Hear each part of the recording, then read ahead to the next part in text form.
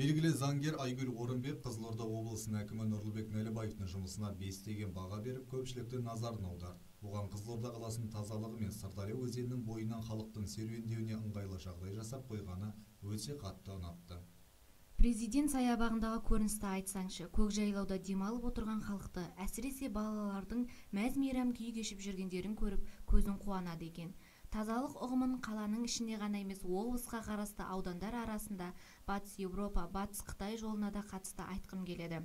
Дәретханалардың болуы, жол белгілері, одан бөлек жол бойындағы бағаналардың бәрін әктеп сырлап, тақада етіп тазалап жүрген адамдар көп.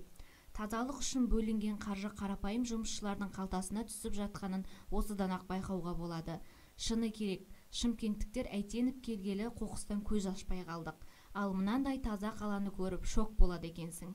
Қызылорда халқына ұсыныс: Әйтеновті Нәлібаевқа ауыстырасыңдар ма? Деген жазба қалдырды әлеуметтік желіге. Әкімнің жұмысы тек тазалықпен ғана өлшенбейтіні белгілі. Қазіргі кезде облыс халқының 98% таза ауыз сумен, 67% табиғи газбен қамтылған. Биылғы жылдың аяғына дейін газдандыру жұмысы 72%-ға дейін жететіні жоспарланып отыр.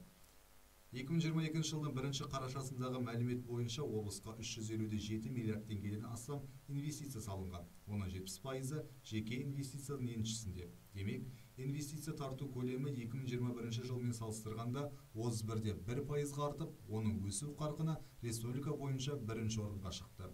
Облыста өңдеу өнеркәсібімен айналысатын 328 кәсіпорын тіркеліп, онда 3289 адам жұмыспен қамтылған. Өңдеу өнеркәсібінің өсімі бойынша металлургия өнеркәсібі 12,2%-ға, резеңке және пластмасса бұйымдарын өндіру 25,8%-ға, жеңіл өнеркәсіп 53%-ға, құрылыс материалдарын өндірісі 3,2%-ға, тамақ өнімдерін өндіру 10,4%-ға, химия өнеркәсібі 2,3%-ға өскен.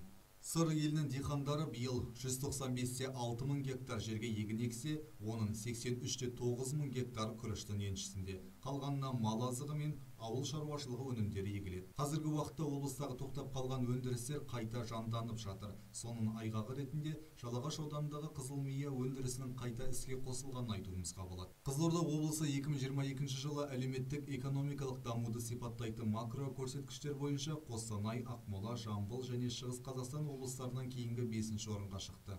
Қысқаша айтқанда, Қызылорда облысы өзінің тазалығымен ғана емес, әлеуметтік экономикалық өсімнің қарқынымен де республикаға үлгі бола алады.